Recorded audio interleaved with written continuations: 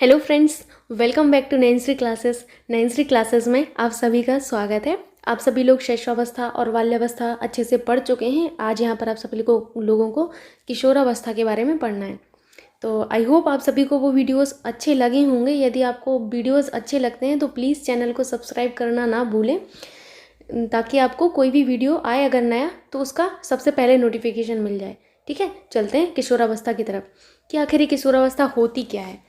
सबसे पहले तो ये जान लेना अच्छा होगा कि किशोरावस्था जो है उसको इंग्लिश में क्या कहते हैं, क्योंकि आपका जो किशोरावस्था का इंग्लिश जो होता है उससे ही आपका जो है ये अर्थ निकलता है किशोरावस्था का। किशोरावस्था को जो है एडोलेसेंस कहते हैं। क्या कहते हैं? एडोलेसेंस कहते हैं।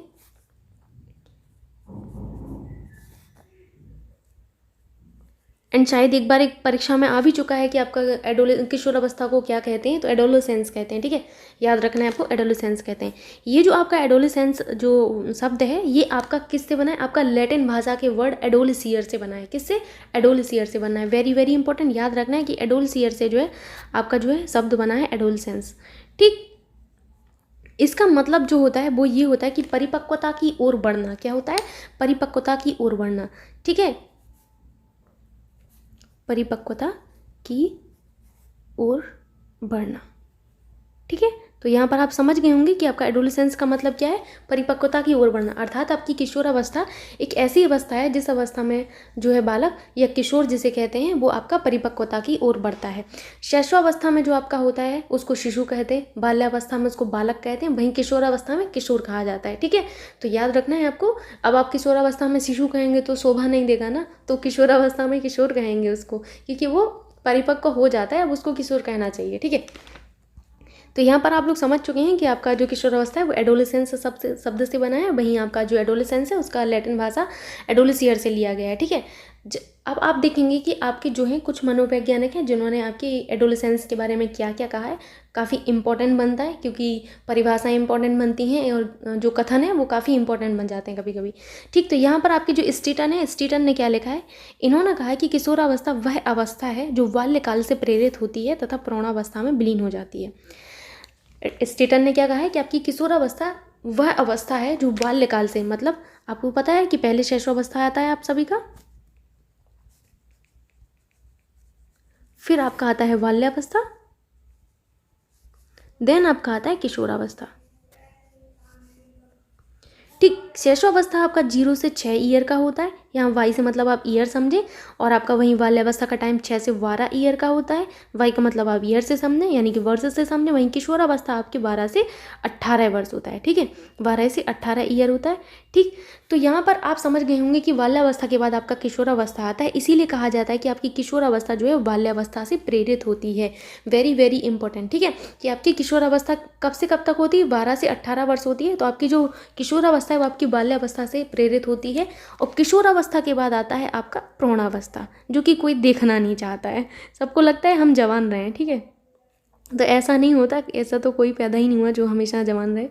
ठीक, हाँ लड़कियां हो सकती हैं मेकअप के बलबूते पर आजकल संभव नहीं है कि कोई जवान रहे। इतना दिख सकती हैं लड़कियां लेकिन रहती नहीं हैं। ठीक है, तो यहाँ पर आप समझ गए होंगे किशोरावस्था के बाद आपका प्रौढ़ावस्था आता है। तो इसीलिए कहा जाता है कि आपकी किशोरावस्था बाल्यावस्था से प्रेरित होती है, वहीं आपकी प्रौढ़ावस्था में विलीन हो जाती है। विलीन होने का मतलब मिल जाती है, मिक्स हो जाना, विलीन हो जाना। ठीक है, तो आपकी किशोरावस्था प्रौढ़ावस्था में विलीन हो जाती है। आई होप यहाँ पर आपको स्टेटन का जो लिखा हुआ है वो समझ में आया होगा। चलते हैं हैडी कमेटी की ओर। हैडी कमेटी ने जो कहा है वो काफ़ी इंपॉर्टेंट बनता है आपका, कि हैडी कमेटी ने क्या कहा है। हैडी कमेटी ने बेसिकली ज्वर की बात कही थी। क्या? ज्वर। जब कभी भी आपको ज्वर दिख जाए किशोरावस्था में तो आप समझ जाना कि ये हैडी कमेटी की रिपोर्ट के अनुसार था। ठीक है, वेरी वेरी इंपॉर्टेंट। ठीक, हैडी कमेटी ने क्या कहा था कि 11 से 12 वर्ष का जब बालक होता है, कितना? 11 से 12 ईयर का जब बालक होता है तो उसकी नसों में एक ज्वर सा उठने लगता है। जब ज्वर उठता है 11 से 12 वर्ष में, उसी ज्वर की अवस्था को ही क्या कहा जाता है? किशोरावस्था। जब बालक में ज्वर उठने लगी तो उन्होंने क्या कहा? किशोरावस्था कह दिया। ठीक है, तो यहाँ पर आप हैडी कमेटी की जो रिपोर्ट है उसको तो आप याद कर ही सकते हैं, क्योंकि थोड़ा डिफरेंट है। इन्होंने ज्वर की बात कही थी। ठीक, इनका ये कहना था कि जब ये ज्वर उठता है किशोरावस्था में, यदि इस ज्वर को समय पर नियंत्रित कर लिया जाए तो क्या होता है? किशोर का जो विकास है वो सही दिशा में होता है। यदि इस ज्वर को जो है नियंत्रित ना किया जाए तो जो बालक का विकास है वो गलत दिशा पकड़ लेगा। यहाँ पर आप समझ सकते हैं कि इस ज्वर को नियंत्रित करना कितना इंपॉर्टेंट है, क्योंकि यदि इसी ज्वर को नियंत्रित कर लिया तब तो विकास अच्छा होगा, विकास उसका सही दिशा में होगा।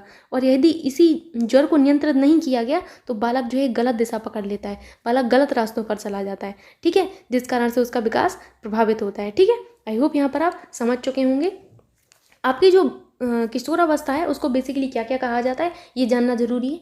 किशोर अवस्था जो है वो आपकी विकास की चरम अवस्था के रूप में जानी जाती है। कौन सी? विकास की चरम अवस्था, विकास की चरम अवस्था। ठीक, फर्स्ट इस तरीके से आप पॉइंट बना लीजिए। फर्स्ट आपका विकास की चरम अवस्था कहा गया है। और क्या क्या कहा गया है? आंधी व तूफान की अवस्था। क्या? आंधी व तूफान की अवस्था। ठीक है,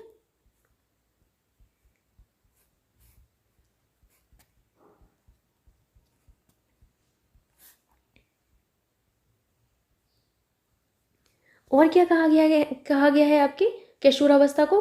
कुछ कर डालने की अवस्था। क्या? कुछ कर डालने की अवस्था। ठीक,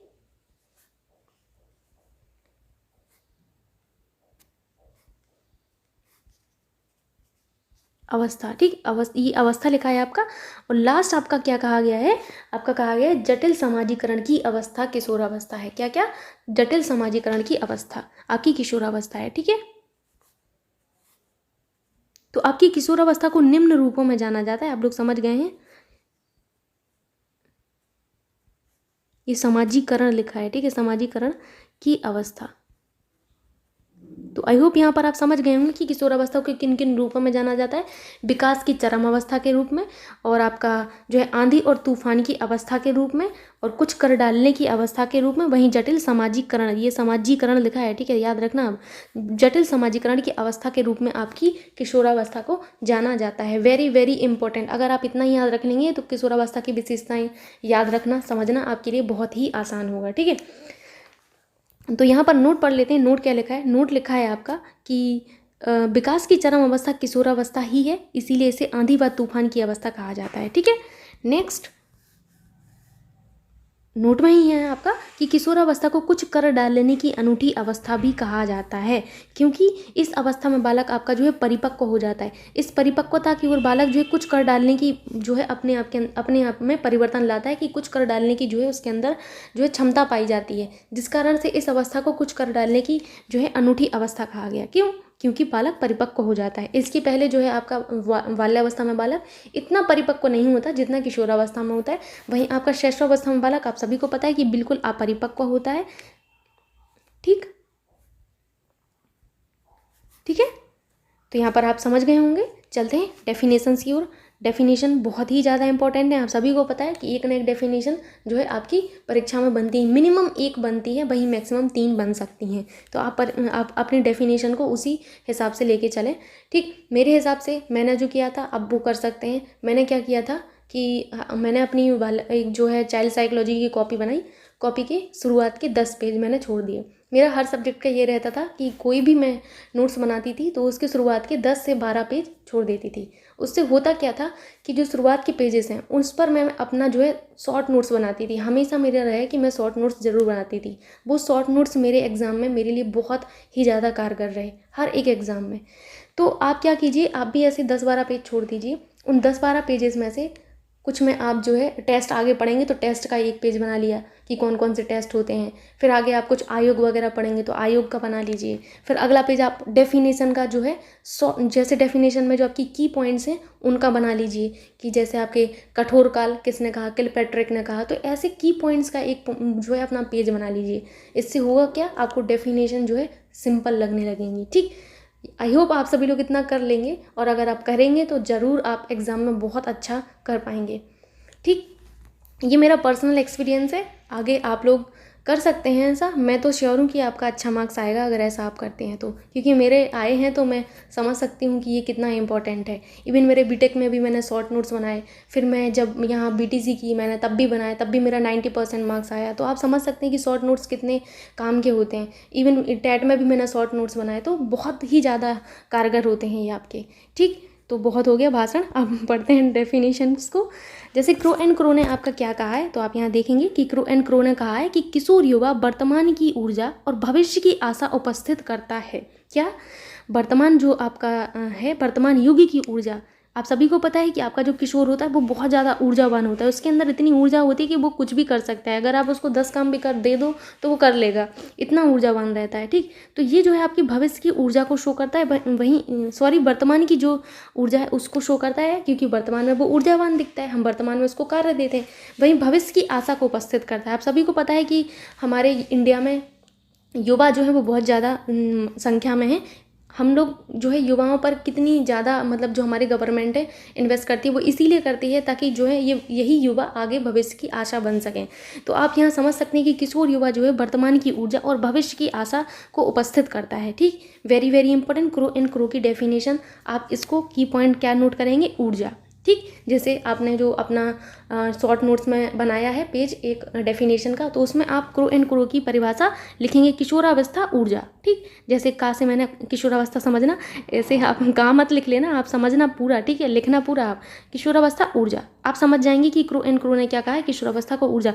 आगे क्रो एंड क्रो भी लिखना है, ये तो पता चलना चाहिए ना कि किसने बोला है। जैसे मैं आपको लिख के बता रही, पेज जो है आपका कुछ इस तरीके से होगा, आप मान के चलिए ये रहा आपका पेज।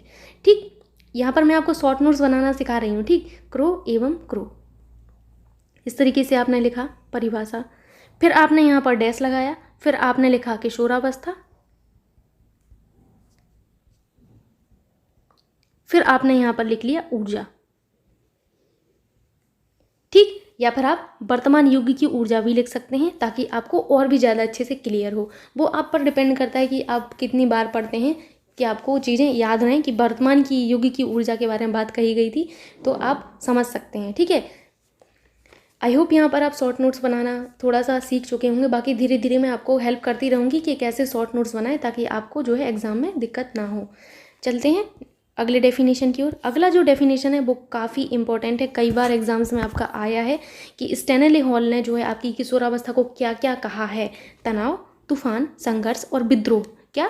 तनाव, तूफान, संघर्ष और विद्रोह की अवस्था किशोरावस्था को कहा है। किसने? स्टैनली हॉल ने। ये 4 जो शब्द दिए गए हैं बहुत ही ज़्यादा इंपॉर्टेंट है। कई बार आपसे परीक्षाओं में ये भी पूछा जा सकता है कि स्टैनली हॉल ने किशोरावस्था को क्या नहीं कहा है। आपसे 3 शब्द ये दे दे और आपका 4th वाला शब्द आपको कुछ और दे दे। मान के चलो आपसे दे दिया सामंजस्य, मान के चलो सामंजस्य दे दिया, तो सामंजस्य जो है आपके स्टैनली हॉल की परिभाषा में नहीं है। ना ही किशोरावस्था में जो सामंजस्य की भावना है वो देखने को मिलती है। किशोरावस्था में बालक में सामंजस्य होता ही नहीं है। ठीक है, तो आप यहाँ पर समझ सकते हैं कि स्टैनली हॉल के जो 4 शब्द दिए गए हैं वे कितने इंपॉर्टेंट हैं। ठीक, तनाव, तूफान, संघर्ष और विद्रोह की अवस्था ही किशोरावस्था है, ऐसा आपके स्टैनली हॉल ने कहा है। Very very important. ठीक, चलते हैं नेक्स्ट क्वेश्चन की ओर। नेक्स्ट क्वेश्चन आपका किलपैट्रिक का है कि किलपैट्रिक ने किशोरावस्था को जीवन का कठोर काल कहा है। Very very important. जीवन का कठोर काल किशोरावस्था को किसने कहा है? किलपैट्रिक ने कहा है। ठीक, जैसे आपने शॉर्ट नोट्स में मैंने बताया, तो आप यहाँ लिखना किलपैट्रिक, यहाँ लिखना किशोरावस्था, जीवन का कठोर काल। अब आपको डेफिनेशन समझ आ गई एंड आई होप यहाँ पर आप शॉर्ट नोट्स भी थोड़ा थोड़ा सा समझ रहे होंगे कैसे बनाने हैं। ठीक, तो जीवन का कठोर काल आपकी किलपैट्रिक ने कहा है। किसको? किशोरावस्था को। परिवर्तन की अवस्था किशोरावस्था को किसने कहा है? विगवा हंट ने कहा है। विगवा हंट ने कहा है। वेरी वेरी इंपॉर्टेंट कि परिवर्तन की अवस्था किशोरावस्था को विगवा हंट ने कहा है। याद रखना है आपको ये सारी चीज़ें, काफ़ी इंपॉर्टेंट है। लास्ट है आपका जर्सील्ड का। जर्सील्ड ने आपकी किशोरावस्था के बारे में संक्रमण से लेकर आपके जो है कहा था, संक्रमण से रिलेटेड कुछ कहा था। आगे आप पढ़ेंगे क्या बोला है इन्होंने। जर्सील का कहना था कि किशोरावस्था वह समय है जिसमें व्यक्ति बाल्यावस्था से किशोरावस्था की ओर संक्रमण करता है। संक्रमण का मतलब है आगे बढ़ना। ठीक, तो यहाँ पर मैं आपको समझाती हूँ। जैसे आपको सबको पता है कि शैशवावस्था, फिर आपका आता है यहाँ पर शैशवावस्था के, ये शैश से समझना, शैशवावस्था। ठीक, फिर आता है आपका बाल्यावस्था। बाल्यावस्था के बाद आपका आता है किशोरावस्था। ठीक है, आपका शैशवावस्था का टाइम होता है 0 से 6 वर्ष, 6 से 12 वर्ष आपका बाल्यावस्था होता है, वहीं 12 से 18 वर्ष तक आपका होता है किशोरावस्था। तो आपकी जर्सील ने क्या कहा है कि किशोरावस्था वह समय है जिसमें व्यक्ति बाल्यावस्था से किशोरावस्था की ओर संक्रमण करता है, यानी कि बाल्यावस्था से किशोरावस्था की ओर जाता है, तो वो आपकी क्या होती है, किशोरावस्था होती है। आई होप यहाँ पर आप सारे डेफिनेशन अच्छे से समझ गए होंगे एंड आप जो की टर्म्स मैंने हाईलाइट किए हैं आप वो भी समझ रहे होंगे कि आपको क्या जो है की पॉइंट्स याद रखने हैं ताकि आपको डेफिनेशन में दिक्कत ना हो। ठीक, नेक्स्ट है आपका किशोरावस्था की प्रमुख विशेषताएं, जो कि काफ़ी इंपॉर्टेंट हैं कि किशोरावस्था की क्या क्या विशेषताएं हैं, बहुत ही ज़्यादा इंपॉर्टेंट होती हैं। इन्हीं विशेषताओं के चलते आप पढ़ेंगे कि परिवर्तन किस तरीके से बालक में होते हैं। जैसे सामाजिक परिवर्तन हुआ आपका एंड आपका मानसिक परिवर्तन हुआ, संवेगात्मक परिवर्तन हुआ, तो ये इन्हीं विशेषताओं के चलते आप आगे समझ पाएंगे। ठीक, जैसे आपकी किशोरावस्था की पहली जो विशेषता है वो ये है कि किशोरावस्था जैविक और सामाजिक स्थिति में संक्रमण की अवस्था है। ठीक, किशोरावस्था तूफान और परेशानी की अवस्था है। नेक्स्ट है आपका किशोरावस्था व्यवसाय की तैयारी की अवस्था है, क्योंकि इस अवस्था में आपका बालक जो है व्यवसाय की तैयारी करता है। ये आप आगे पढ़ेंगे, मैं बस यहाँ पर आपको बता रही हूँ। ये सारी विशेषताएं मैंने एक जगह कलेक्ट करके आपको लिख दी हैं, मतलब रख दी हैं, ताकि आपको दिक्कत ना हो। ठीक, आगे आप ये सारी चीज़ें पढ़ेंगे अभी। ठीक है, किशोरावस्था में आत्मनिर्भरता की भावना होती है। किशोरावस्था में कल्पना की प्रबलता और बाहुलता होती है। नेक्स्ट है आपका किशोरावस्था में विषम लिंग की भावना का विकास होता है। नेक्स्ट है आपका किशोरावस्था में समायोजन का अभाव होता है। ठीक है, कुछ और भी विशेषताएं हैं आपकी जो ये हैं। किशोरावस्था अप्रसन्नता की अवस्था कहलाती है। किशोरावस्था अस्थिरता की अवस्था कहलाती है। किशोरावस्था अधिकतम विकास की अवस्था कहलाती है। ठीक है, दो और हैं आपकी कि किशोरावस्था में संवेग में तीव्र परिवर्तन होते हैं, और लास्ट है आपका कि किशोरावस्था में मानसिक स्वतंत्रता एवं विद्रोह की अवस्था उत्पन्न होती है। तो ये सारी विशेषताएं जो कुछ और ऊपर भी थी, ये काफ़ी इंपॉर्टेंट हैं। ये किशोरावस्था की विशेषताएं हैं जो आपको याद रखनी है कि आपकी किशोरावस्था में बालक के अंदर क्या क्या विशेषताएं होती हैं। क्वेश्चंस आपके यहीं से बनते हैं। सीटेट में तो प्रश्न अक्सर बनते हैं कि कौन सी किशोरावस्था की विशेषता नहीं है, या फिर कौन सी किशोरावस्था की विशेषता, आपको 4 ऑप्शन दे दिए जाएंगे, अब आपको बताना होगा। ठीक, तो ये जो है आपके काफ़ी इंपॉर्टेंट बनती हैं किशोरावस्था। जैसे किशोरावस्था में कुछ विशेषता आपकी बाल्यावस्था की दे देता है, और आपको पूछा जाता है कि निम्नलिखित में से कौन सी विशेषता आपकी किशोरावस्था की नहीं है। तो जब आपको किशोरावस्था की विशेषताएं पता होंगी, बाल्यावस्था की पता होंगी, तो आप क्वेश्चन का आंसर सही कर लेंगे। मैंने आपको सारी विशेषताएं अच्छे से पढ़ाई हैं, शिशुअवस्था की भी, बाल्यावस्था की भी, और किशोरावस्था की आप पढ़ ही रहे हैं। तो यदि आप लोगों में से किसी ने नहीं देखी हैं तो आप बाल्यावस्था की विशेषताएं देख लीजिए, ताकि आपको हेल्प मिले कि किशोरावस्था में वही विशेषताएं किस तरीके से परिवर्तित हुई हैं बालक के अंदर। ठीक, तो पहली यहाँ पर जो विशेषता है किशोरावस्था की वो ये है कि किशोरावस्था जैविक और सामाजिक स्थिति में संक्रमण काल की अवस्था है। ठीक, तो किशोरावस्था जैविक और सामाजिक संक्रमण स्थिति में जो संक्रमण काल होता है वो कैसे होता है, आइए जानते हैं। ठीक है, जैसे आप सभी को पता है कि इस अवस्था में जो बालक है वो समाज, परिवार, मित्रों के साथ संबंधों को समझने लगता है, क्योंकि इस अवस्था में बालक जो है परिपक्व हो जाता है। वो अपने समाज के साथ, जो समाज है उसका, ठीक, उसका जो परिवार है, उसके जो मित्र हैं, ठीक, तो इनके साथ उसके जो संबंध हैं उन सबको समझने लगता है। ठीक, वो इस अवस्था में अपने कर्तव्यों, उत्तरदायित्व, तो जो भी उसके कर्तव्य हैं, किशोरावस्था में वो अपने कर्तव्यों को समझने लगता है कि ये मेरा कर्तव्य है। जैसे कोई भी कार्य है तो वो समझने लगता है कि ये मेरा कर्तव्य है, मुझे करना चाहिए, चाहे वो अपने फैमिली का हो, चाहे वो उसकी पढ़ाई का हो, चाहे वो समाज का हो। तो ये जो है एक अवस्था ऐसी है किशोरावस्था जिसमें बालक अपने सभी के सभी जो उत्तरदायित्व हैं उनको समझने लगता है। ठीक है, वो अपने सारे संबंधों को समझने लगता है। ठीक, तो इसीलिए इस अवस्था को जैविक और सामाजिक स्थिति में संक्रमण काल कहा गया है। ठीक, पढ़ते हैं क्या लिखा है। लिखा है आपका कि किशोरावस्था में बालक अपने कर्तव्यों, उत्तरदायित्व, विशेषाधिकार और दूसरों के साथ संबंधों को समझने लगता है। अतः वह अपने माता पिता, टोली, नेता व अन्य के प्रति जो है अभिवृत्ति में परिवर्तन लाता है, क्योंकि इस अवस्था में बालक जो है अपने संबंधों को समझने लगता है। वो अपने माता पिता और उसका जो गैंग होता है, ठीक है, क्योंकि आप सभी को पता है किशोरावस्था में बालक जो है अपने गैंग का, अपनी टोली का जो है सक्रिय सदस्य बन जाता है। क्या बन जाता है? सक्रिय सदस्य बन जाता है। कब? किशोरावस्था में बन जाता है। ठीक, वहीं प्री गैंग एज किसको कहा गया? बाल्यावस्था को कहा गया। ठीक है, तो ये जो है टोली, नेता और अन्य के प्रति जो है अपने परिवर्तन लाता है, मतलब उनके साथ अपने संबंधों को समझने लगता है। ठीक, तो ये जो आपकी किशोरावस्था है, किशोरावस्था जो है समाजीकरण की सबसे जटिल समाजीकरण की अवस्था कही जाती है। ठीक है, वेरी वेरी इंपॉर्टेंट, कभी कभी आपसे पूछ लिया जाता है एग्जाम में कि जटिल समाजीकरण की अवस्था किस अवस्था को कहते हैं, तो वो आपकी किशोरावस्था को कहते हैं। काफ़ी इंपॉर्टेंट है, याद रखना है, जटिल समाजीकरण की अवस्था आपकी किशोरावस्था ही है।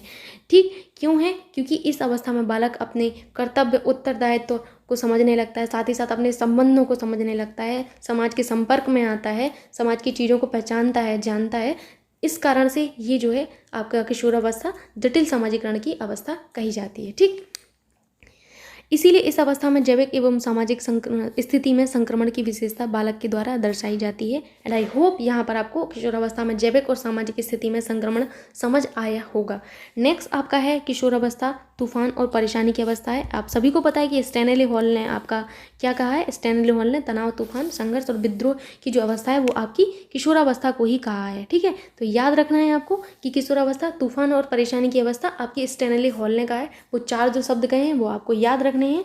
ठीक है, तो जी स्टैनली हॉल का कहना है कि किशोरावस्था तूफान और परेशानी की अवस्था है। ठीक, आप सभी को पता है कि किशोरावस्था में जो बालक के अंदर परिवर्तन है वो बहुत तीव्र देखने को मिलते हैं। जो परिवर्तन है उनमें बहुत तीव्रता पाई जाती है। ये जो तीव्रता है, क्या तीव्रता किसमें? परिवर्तनों में। इसके अंदर जो भी परिवर्तन होते हैं, चाहे वो सामाजिक परिवर्तन हो, शारीरिक परिवर्तन हो, मानसिक परिवर्तन हो, संवेगात्मक परिवर्तन हो, ये सारे के सारे परिवर्तन जो हैं इनमें बहुत तीव्रता देखने को मिलती है परिवर्तनों में। जिस कारण से होता क्या है कि जो आपका बालक है वो अपने माता पिता और पड़ोस और मित्रों के साथ संघर्ष करता रहता है। ठीक है, इस उम्र में देखना आप कि जो बालक है जो किशोरावस्था का, वो उसके माता पिता के साथ, माता पिता, अपने जो मित्र हैं, पड़ोस हैं, इनके साथ इसका संघर्ष होता ही रहता है। हमेशा आप देखना कि हमेशा कुछ ना कुछ इसका चलता ही रहेगा, थोड़ा थोड़ा सा कोल्ड वार टाइप का चलता ही रहता है। ठीक, तो संघर्ष होता रहता है। इस कारण से जो है आपका जो बालक है उसमें तूफान और परेशानी की अवस्था देखने को मिलती है आपकी किशोरावस्था में। ठीक, साथ ही साथ आपको एक चीज़ और याद रखना है, ये काफ़ी इंपॉर्टेंट बनता है कि किशोरावस्था में बालक जो है बहुत भावुक होता है। आपसे पूछा जाता है कि बालक में जो है भावुक, सबसे ज़्यादा भावुक बालक कब होता है, तो आपको बताना है कि आपका किशोरावस्था में बालक सबसे ज़्यादा भावुक होता है। कब? किशोरावस्था में सबसे ज़्यादा भावुक होता है। इतना भावुक होता है कि भावना में बह जाता है एकदम, कोई भी बात हो भावना में बह जाएगा एकदम। ठीक, तो आपको याद रखना है कि ये जो है आपका बालक जो है किशोरावस्था में बहुत ज़्यादा भावुक होता है। ठीक है, जी स्टैनली हॉल का क्या कहना था कि किशोरावस्था तूफान, तनाव, परेशानी की अवस्था है, क्योंकि इस अवस्था में जो परिवर्तन होते हैं बड़ी तेज़ी से होते हैं और इस तूफानी परिवर्तन के कारण किशोर उसी तरह काम करता है। अब जैसा तूफानी परिवर्तन होगा वो उसी तरीके से काम करेगा। मान के चलो अगर परिवर्तन थोड़ा सा तीव्र है तो बालक में जो है उग्रता देखने को मिलेगी। आपको पता है कि जैसे ही संवेगात्मक विकास जो है इसका तीव्र होता है किशोरावस्था में, तो उसमें बहुत ज़्यादा उग्रता देखने को मिलती है। किशोरावस्था में उग्रता का कारण क्या है? क्योंकि संवेगात्मक विकास इतना तीव्र होता है इस अवस्था में।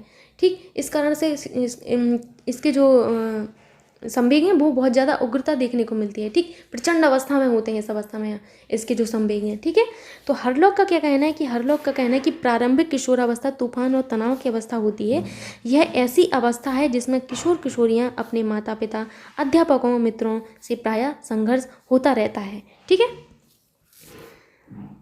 और नवयुवक पहले की अपेक्षा अधिक भावुक हो जाता है। ठीक, किशोर के साथ काम करना कठिन होता है। आप सभी को पता है कि इस अवस्था में जो किशोर होता है उसके साथ काम करना इतना कठिन होता है क्योंकि इस उम्र में उसको समझाना, समझाना जिस तरीके से हमें काम करना है उस तरीके से उसको समझाना बहुत मुश्किल होता है। वो अपने तर्क देता है।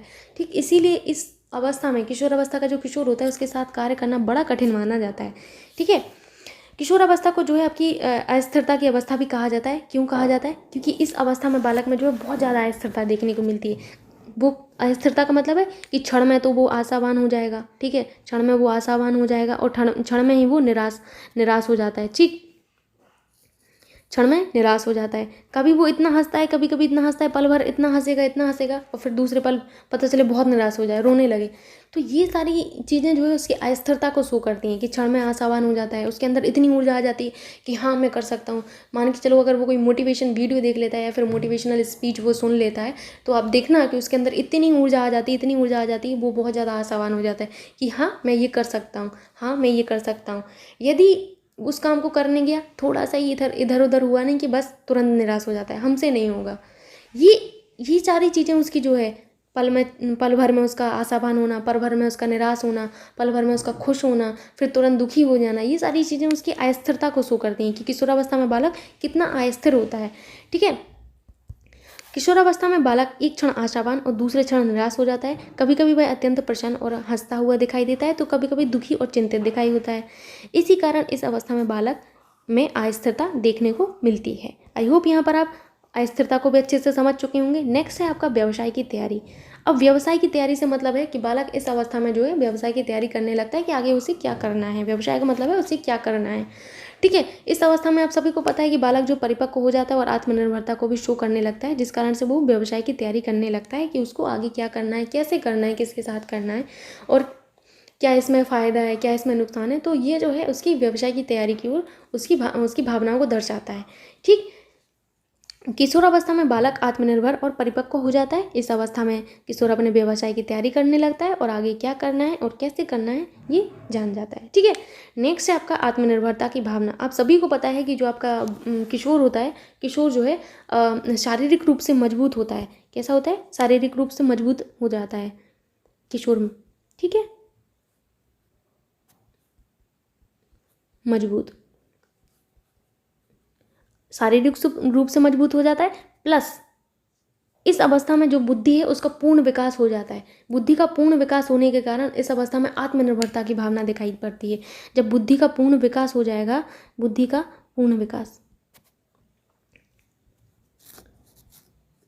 ठीक, तो बुद्धि का जब पूर्ण विकास हो जाता है और शारीरिक रूप से मजबूत होने के कारण जो बालक है वो आत्मनिर्भर दिखाई देता है। वो अपने पैरों पर खड़ा हो सकता है। खड़ा होने की वजह से, अपने पैरों पर खड़ा होने की वजह से वो अपने आत्मनिर्भरता की ओर बढ़ता जाता है। जब बालक परिपक्व होगा, अपने पैरों पर खड़ा होना सीख लेगा, तो ओबियसली वो आत्मनिर्भरता की ओर बढ़ता जाता है। ठीक है, उसके अंदर आत्मनिर्भरता की भावना आने लगती है। ठीक है, तो यहाँ पर पढ़ते हैं, किशोरावस्था में आत्मनिर्भरता की भावना पाई जाती है। किशोर में आत्मसम्मान की प्रवृत्ति तीव्र होती है, जो जीवन में आने वाली परिस्थिति के कारण होती है, क्योंकि किशोर में शारीरिक बल और शक्ति अधिक होती है, इसीलिए उसमें आत्मनिर्भरता की भावना होती है। किशोरावस्था में वह अपने दायित्वों को पूरा करता है, क्योंकि इस अवस्था में बालक जो है अपने उत्तरदायित्व समझने लगता है कि परिवार के प्रति उसका क्या उत्तरदायित्व है, परिवार के जो सदस्य हैं उनके प्रति क्या उत्तरदायित्व है, जैसे माता पिता के प्रति क्या उत्तरदायित्व है, बहन के प्रति क्या उत्तरदायित्व है। तो किशोरावस्था में बालक जो अपने उत्तरदायित्वों को पूरा करता है। ठीक है, साथ ही साथ इस अवस्था में जो है बुद्धि का अधिकतम विकास हो जाता है। ठीक है, तो इसी कारण समाज के कार्य में भाग लेता है बालक और अपने पैरों पर खड़ा होने लगता है। इसीलिए इस अवस्था में बालक के अंदर आत्मनिर्भरता की भावना पाई जाती है। आई होप यहाँ पर आप समझ चुके होंगे कि बालक में आत्मनिर्भरता की भावना कब पाई जाती है? किशोरावस्था में पाई जाती है। क्यों पाई जाती है? क्योंकि बालक परिपक्व हो जाता है एंड उसकी बुद्धि का भी अधिकतम विकास हो जाता है और शारीरिक रूप से मजबूत होने की वजह से वो अपने पैरों पर खड़ा होना सीख लेता है। इस कारण से बालक के अंदर आत्मनिर्भरता की भावना आ जाती है। ठीक है, नेक्स्ट है आपका कल्पना की प्रबलता और बाहुलता। आप सभी को पता है कि आपके जो शैशवावस्था है, शैशवावस्था में भी बालक जो है बहुत ही ज़्यादा कल्पनाशील रहता है, मतलब कल्पनाओं में रहता है। लेकिन वहाँ की कल्पना और यहाँ की कल्पना में बहुत अंतर है। क्या अंतर है? ये जो बालक होता है किशोर अवस्था का, वो जो है मनगढ़ंत कल्पनाओं में रहता है। किसमें? मनगढ़ंत कल्पनाओं में रहता है।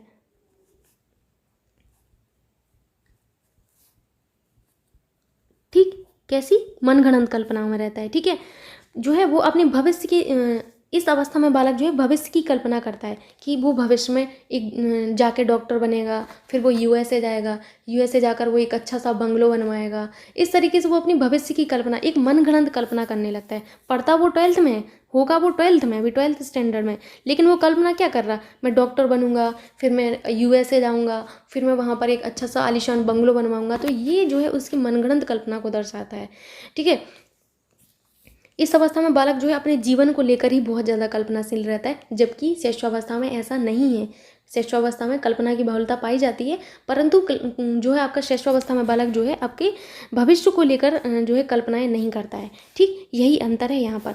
यहाँ पर आप देखेंगे कि वी एन झा के अनुसार किशोर में मनगढ़ंत कल्पना की क्रिया बहुत ही ज़्यादा होती है। जो उसके संवेगात्मक जीवन को भी प्रभावित करती है। किशोर अपने भविष्य की जीवन की योजनाएं भी तैयार करता है कि वह क्या करेगा और कैसे करेगा, उसका परिणाम क्या होगा और क्या नहीं होगा। तो ये होता है कल्पना की बाहुलता। आई होप यहाँ पर समझ गए होंगे आप कि कल्पना की प्रबलता और बाहुलता का मतलब है कि इस अवस्था में बालक जो है अपने जीवन मतलब भविष्य की कल्पनाएं करने लगता है कि भविष्य में वो इस तरीके से करेगा, भविष्य में ये करेगा, वो करेगा। ये जो है उसकी कल्पना की प्रबलता और बाहुलता को शो करता है। चलते हैं नेक्स्ट। अगला आपका है कि विषमलिंगी भावना का विकास। आप सभी को पता है कि विषमलिंगी भावना का विकास जो है आपकी किशोरावस्था में होने लगता है। इस अवस्था में आपके जो किशोर और किशोरी हैं वो एक दूसरे के प्रति आकर्षित होने लगते हैं। ठीक है, रॉस ने जो है इसे फंडामेंटल जो है आधारभूत तथ्य कहा था। ठीक है, आधारभूत तथ्य इंग्लिश में क्या कहते हैं, फंडामेंटल फैक्ट कहा था। किसने, रॉस ने कहा था। किसको, आकर्षित होने को। ठीक, इस विषमलिंगी भावना का होने के दो कारण बताए गए हैं मेनली। दो कारण कौन कौन से हैं मैं आपको बताती हूँ। पहला कारण माना गया यौनिक वृद्धि और दूसरा माना गया है आपका परिपक्वता की ओर चेतना।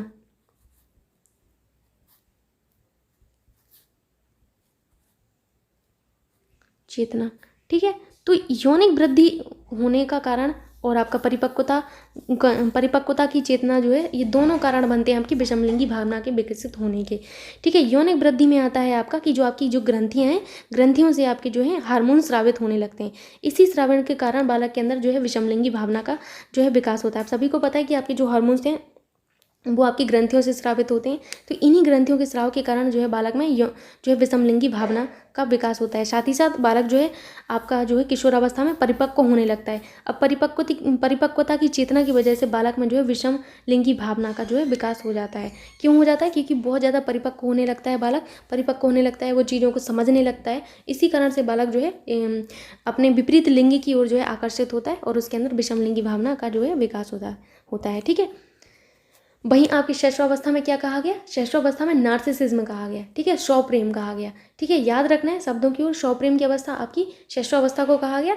वहीं आपकी विषमलिंगी भावना जो है आपकी कब कहा गया, आपकी किशोरावस्था में कहा गया। ठीक है, इस अवस्था में किशोर किशोरी एक दूसरे के प्रति आकर्षित होते हैं। रॉस ने इसे आधारभूत तथ्य कहा है। विषमलिंगी भावना के दो कारण माने जाते हैं, एक तो यौनिक वृद्धि और दूसरा परिपक्वता की ओर चेतना। यौनिक वृद्धि से ग्रंथियों में स्राव होता है, जिस कारण से इस अवस्था में भी विषमलिंगी भावना का विकास होता है। ठीक है, आई होप यहाँ पर आप विषमलिंगी भावना को भी अच्छे से समझ गए होंगे कि विषमलिंगी भावना का विकास कैसे होता है, क्यों होता है। विषमलिंगी भावना का विकास आप में कब होता है, किशोरावस्था में होता है। वहीं आपका समवयस्क जो समलिंगी है, एक चीज़ और यहाँ पर मैं बताना चाहूँगी, आपके जो समवयस्क समलिंगी हैं उनका विकास कब होता है, तो समवयस्क का मतलब है सेम एज, समवयस्क समलिंगी मतलब समान लिंग। जैसे लड़का लड़के के साथ, लड़की लड़की के साथ जो है देखने को मिलेगी। ठीक है, तो जो आपके समवयस्क समलिंगी भावना जो है आपकी बाल्यावस्था में देखने को मिलती। कब, बाल्यावस्था में देखने को मिलती है। आप देखना कि बाल्यावस्था का जो बालक होता है, चाहे वो किशोर, अगर जैसे आपका बालक है तो वो अपने बालकों की जो है ग्रुप में रहेगा, सारे लड़के होंगे। वहीं लड़कियां जो हैं अपनी लड़कियों के ग्रुप में रहती हैं। तो समवयस्क समलिंगी भावना आप जो है समलिंगी भावना आपकी बाल्यावस्था में देखने को मिलती है। वहीं विषमलिंगी भावना आपकी किशोरावस्था में देखने को मिलती है। आई होप यहाँ पर आप दोनों टर्म अच्छे से समझे होंगे। नेक्स्ट है आपका कि किशोरावस्था में समायोजन का अभाव होता है। क्यों होता है समायोजन का अभाव, और सभी को पता है कि इस अवस्था में जो परिवर्तन इतने तीव्र होते हैं कि बाल्यावस्था जो है किशोरावस्था में बालक जो है अपना समायोजन ही नहीं कर पाता है। ठीक, परिवर्तन बहुत तीव्र होते हैं। इन तीव्र परिवर्तनों के कारण बालक जो है समायोजन नहीं कर पाता, ना अपने परिवार में समायोजन कर पाता है, ना ही अपने मित्रों के साथ समायोजन कर पाता है, ना ही अपने समाज के साथ समायोजन कर पाता है। जिस कारण से इस अवस्था में बालक जो है संघर्ष करता रहता है। ठीक है, लोगों से, अपने परिवार से, अपने समाज से, अपने मित्रों से संघर्ष में रहता है। ठीक, मेन रीज़न इसका यही है कि किशोरावस्था में बालक में जो है समायोजन का अभाव होता है। ठीक है, इस अवस्था में परिवर्तन इतनी तीव्र तेजी से होते हैं कि किशोरावस्था में किशोर में समायोजन का अभाव देखने को मिलता है, जिस कारण वह अपनी परिस्थिति के साथ समायोजन नहीं कर पाता। ठीक, आप समझ गए होंगे कि समायोजन का अभाव कब पाया जाता है, किशोरावस्था में। ये आपकी किशोरावस्था की विशेषता है। ठीक है, नेक्स्ट है आपका अप्रसन्नता की अवस्था। तो अब आप समझ नहीं पा रहे होंगे कि आखिर ये अप्रसन्नता की अवस्था क्या है।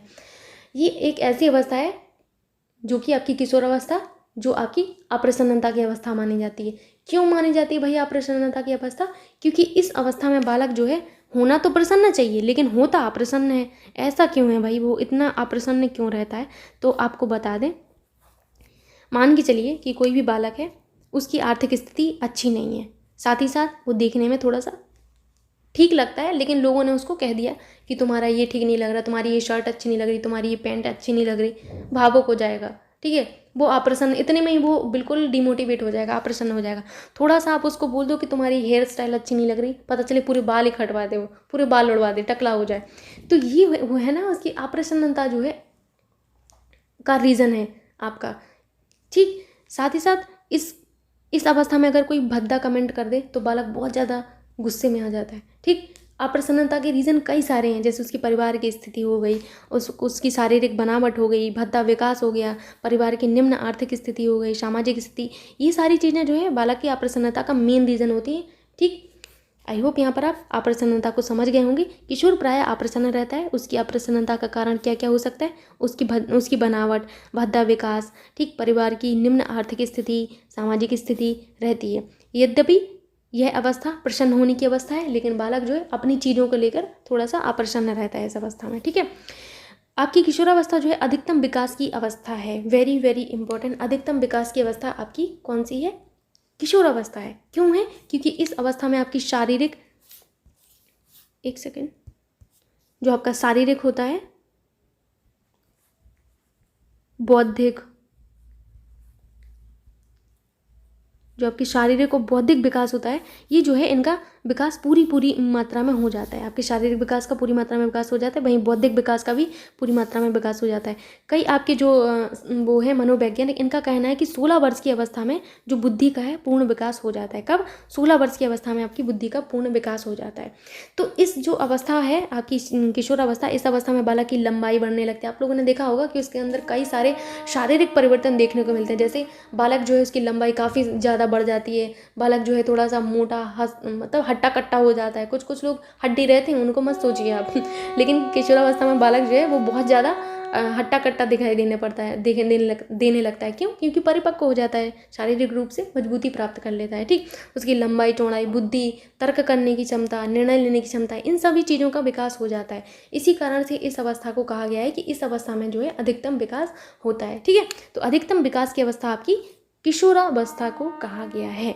ठीक है, किशोरावस्था में शारीरिक, बौद्धिक, संवेगात्मक विकास पूरी मात्रा में विकसित होते हैं। शरीर की लंबाई, चौड़ाई, शक्ति, बुद्धि, तर्क, निर्णय सभी अधिकतम सीमा तक बढ़ जाते हैं। ठीक है, तो यहाँ पर आपके मनोवैज्ञानिकों का क्या कहना है? मनोवैज्ञानिकों ने कहा है कि आपके 14 से लेकर 17 वर्ष के भीतर बुद्धि का पूर्ण विकास हो जाता है। ठीक है, याद रखना है, आपसे पूछा जाए कि आपकी बुद्धि का अधिकतम विकास हो जाता है तो आपको पता होना चाहिए कि 14 से लेकर 17 ईयर के बीच में आपकी बुद्धि का पूर्ण विकास माना जाता है, कि बुद्धि का पूर्ण विकास आपकी इसके अंदर हो जाता है। कई लोग एग्जैक्टली 16 वर्ष ही मानते हैं कि आपके 16 वर्ष में बुद्धि का पूर्ण विकास हो जाता है। ठीक है, नेक्स्ट है आपका संवेगों में तीव्र परिवर्तन। आप सभी को पता है कि आपका जो किशोरावस्था है उसमें संवेगों में तीव्र परिवर्तन होते हैं, एंड तीव्र परिवर्तन होने के कारण है उसके विकास जो उसके अंदर कई सारे परिवर्तन ऐसे हैं जो तीव्र होते हैं। इस कारण से इस अवस्था में जो विकास है वो तीव्र दिखाई पड़ता है। ठीक है, आप सभी को पता होगा कि आपका जो शैशवावस्था है, शैशवावस्था, फिर आता है इसके बाद आपका बाल्यावस्था, बाल्यावस्था के बाद आता है आपका किशोरावस्था, एंड आप इसके बाद आपका आता है सबसे बुरा समय प्रौढ़ावस्था। अब प्रौढ़ावस्था में तो हम लोग समायोजन ही करते रहते हैं, समायोजन कर लो बस, तभी जीवन कट पाए, नहीं तो फिर कट ना पाए जीवन।